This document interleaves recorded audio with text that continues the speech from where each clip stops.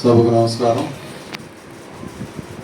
వేదికను అందించినటువంటి పెద్దలు గౌరవనీయులు సేవాదేవత గారికి, అలాగే పెద్దలు గౌరవనీయులు రాష్ట్ర పార్టీ నాయకులు నెక్కల వెంకటేశ్వర గారు, అలాగే గుడ్డేటి సుబ్రహ్మణ్యేశ్వర గారు, మాజీ మండల పార్టీ అధ్యక్షులు మట్టా వేణుగోపాల్ గారు, జిల్లా నాయకులు నాగమణి గారు, నాగలక్ష్మి గారు, రాష్ట్ర ఇన్ఛార్జ్ సోదరుడు రాజా గారు, అలాగే రాధాకృష్ణ గారు, ఇంకా ఈ కార్యక్రమానికి ఇచ్చేసినటువంటి మండలంలో వివిధ గ్రామాల నుంచి పార్టీ హోదాలో ఉన్నటువంటి నాయకులకి, కార్యకర్తలకు, ఆడబిడ్డలందరికీ కూడా నమస్కారాలు.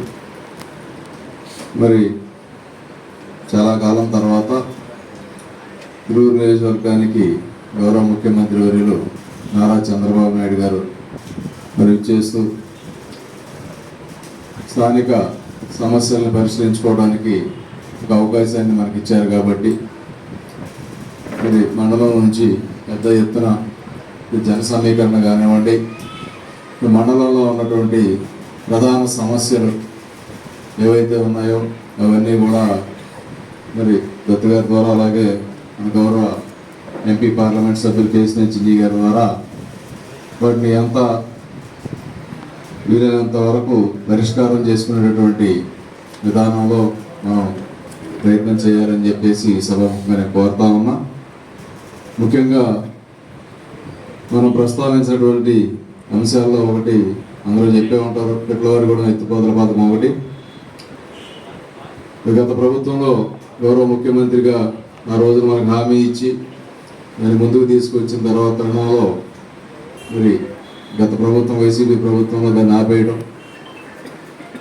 అలాగే దాంతోపాటు చింతలపూడి ఫేజ్ 2 కూడా వచ్చినట్లయితే ఇప్పుడు మన మెట్ట ప్రాంత రైతాంగం అంతా కూడా వ్యవసాయంలో మార్పులు భారీగా జరుగుతూ ఉన్నాయి.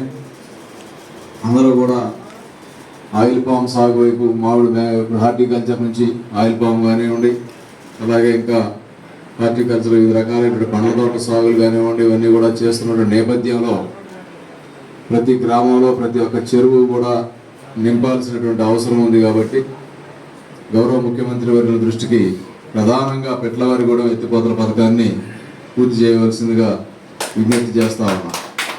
అంతేకాకుండా